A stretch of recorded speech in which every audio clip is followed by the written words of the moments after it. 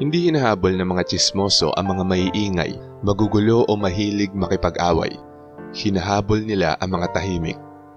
Madalas maging target ang mga introvert hindi dahil mahina sila, ngunit dahil mali ang base sa kanilang katahimikan, sa kanilang pagiging kalmado, sa kanilang pagiging pribado na pinupunan ng mga tsismis.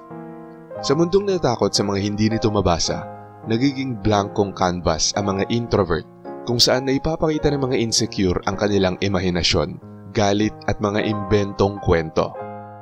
Pero may mas delikadong katotohanan para sa mga tsismoso. Hindi walang laban ng mga tahimik. Nagmamasid lang sila, nagkakalkula at naghihintay ng tamang sandali.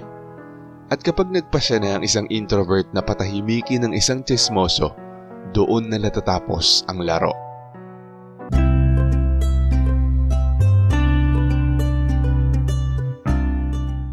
Number 1. Mahiwaga ang mga introvert at kinamumuhian ng mga tsismoso ang mga blankong espasyo. Hindi tumutubo ang mga tsismis sa malinaw na impormasyon. Tumutubo ito sa dilim. Lumalaki ito sa katahimikan. Nabubuhay ito sa mga puwang na hindi kayang tiisin ng mga insecure na tao. At ang mga introvert sa likas na paraan ay gumagawa ng mga puwang na ito nang walang ka-effort. Hindi sila mahilig mag-overshare. Hindi nila isinusuka ang buong kwento. Nagsasalita lamang sila kapag may saysay ang sasabihin nila. Dahil dito nag-iiwan sila ng mahabang sandali ng katahimikan na pilit pinupuno ng mga extroverted na mga tsismoso. Para sa isang tsismoso, ang tahimik na tao ay isang puzzle na hindi nila masolusyonan at ito ang pinaka-nakakainis para sa kanila. Tinitignan nila ang isang introvert na steady ang emosyon, kontrolado ang galaw at nakaselyo ang personal na buhay. At doon nagsisimulang gumawa ng sariling kwento ang imahinasyon nila. Bakit sila tahimik? May tinatago ba sila? Anong iniisip nila? Bakit sila kalmado? Bakit hindi sila tulad ng iba? Karamihan sa mga tsismoso ay hindi kayang mabuhay nang may tanong na hindi nasasagot, kaya sila na mismo ang gumagawa ng sagot. Nagkakalat sila ng mga kwentong nagbibigay sa kanila ng ilusyon ng kontrol sa bagay na hindi naman talaga nila nauunawaan. At dahil hindi nagbibigay ang mga introvert ng anumang pahiwatig o paliwanag, lalo pang nagmumukhang totoo ang mga imbentong kwentong ito sa isip ng mga insecure. Sa totoo lang, hindi nakaka-attract ng mga tsismis sa mga introvert dahil sa mga ginagawa nila. Pinagchichismisan sila dahil sa mga ayaw nilang ibunyag. Sa mata ng mga taong takot sa hindi nila maunawaan, ang misteryo ay parang krimen at araw-araw itong ginagawa ng mga introvert. Number 2. Natitrigger ang mga insecure at maiingay na mga personalidad sa calmness ng mga introvert. May mga taong hindi kayang tiisin ng isang taong hindi natitinag. Nabubuhay ang mga tsismoso sa emosyonal na kaguluhan. Kailangan nila ng mga reaksyon, drama at halatang insecurity. Ito ang nagpapalakas sa kanila, nagbibigay ng validation at nagpaparamdam na sila ang mas mataas. Kaya kapag nakatagpo sila ng isang introvert na hindi mabasa, hindi natataranta at panatag sa loob, nakakaramdam sila ng panganib. Nagiging salamin ang katahimikan ng introvert. Isang salaming nire-reflect sa mukha ng tsismoso ang sarili niyang insecurity. Bigla silang nakakaramdam ng pagka-expose, pagka-inferior at parang sinusukat sila kahit hindi naman sila pinapansin ng introvert. At kapag ang isang insecure na tao ay nakaramdam ng pagiging mababa, umaatake ito. Pinapalalaan nila ang pagiging tahimik ng mga introvert. Ginagawang biro ang pagiging kalmado. Ginagawang kahinaan ng pag-iisa. Gumagawa sila ng mga kwento kung saan ang mga introvert ay weird, malamig o misteryoso sa hindi magandang paraan. Bakit? Dahil ang tsismis ang nagiging sandata nila. Desperadong paraan para butasin ang emosyonal na kalasag ng introvert.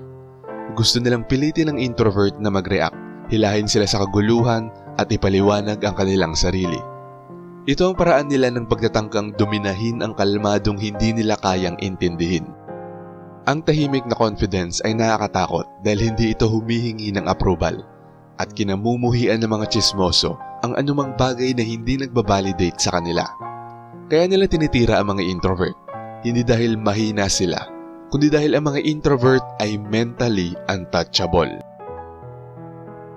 Number 3, hindi pinagtatanggol ng mga introvert ang sarili nila sa public, kaya mukha silang easy targets. Pumipili ng biktima ang mga tsismoso ng may taktika. Umaatake sila sa mga taong hindi sisigaw pabalik, hindi magwawala at hindi gagawa ng eksena. Sa hindi magandang pagkakataon pero pabor na pabor sa mga tsismoso, ang mga introvert ay bihirang pumasok sa mga pampublikong gulo. Mananatiling tahimik ang mga introvert dahil mas pinahahalagahan nila ang kapayapaan. Nag-oobserba sila imbis na mag-react. Nag-iisip sila bago sumagot. Ayaw nilang mag-aksaya ng emosyon sa mga taong hindi naman karapat-dapat. Para sa mga introvert, walang saysay ang makipagtalo in public.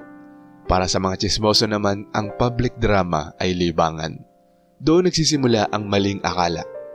Kapag hindi nagpapaliwanag ang introvert o hindi lumalaban sa tsismis, napagkakamalan ng mga tsismoso ang katahimikan nila bilang kahinaan. Iniisip nilang natatakot ang introvert. Iniisip nilang may hawak silang kapangyarihan. Iniisip nilang panalo na sila. Pero hindi nila nauunawaan ang isang bagay. Ang katahimikan ng isang introvert ay bihirang kahinaan. Madalas ito ay pagpipigil. Ito ay emosyonal na disiplina. Ito ay pagtangging bigyan ng libreng atensyon ang mga taong nabubuhay sa kaguluhan. Hindi takot ang mga introvert sa konfrontasyon. Sila ay sadyang mapili. Wala silang pakialam kung hindi sila maintindihan ng mga maling tao. Dahil ang mga tamang tao ay nakikilala ang tunay nilang pagkatao. Hindi pinagtatanggol ng mga introvert ang sarili nila in public dahil hindi naman nila kailangan ang public defense para maging totoo. Pero dahil hindi sila lumalaban ng maingay, pinipili sila ng mga tsismoso. Iniisip na sila ang pinakamadaling target.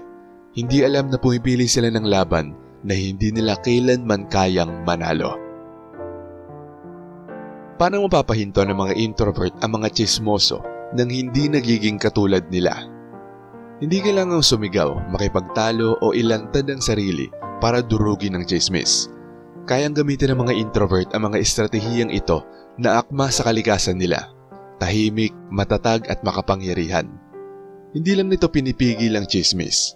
Inaalis din ito ang sandata ng mga tsismoso nang hindi mo ibinababa ang dignidad mo.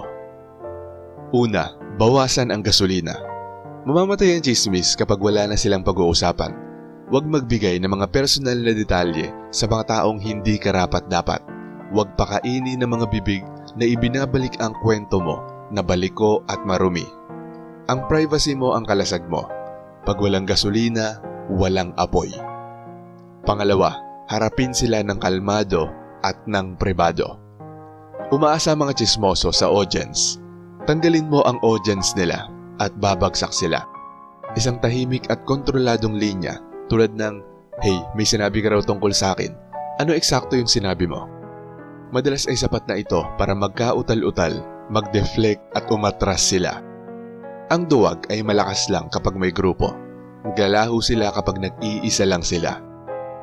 Pangatlo, bubuo ng tahimik pero solidong respeto.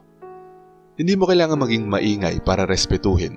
Maging consistent, magalang, mahinahon at patas. Mapapansin ng mga tao kung sino ang steady at kung sino ang magulo.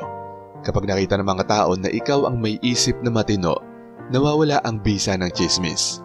Hindi mo nanalo ang mga tsismoso kapag mas nire-respeto ng lahat ang introvert kaysa sa tsismis.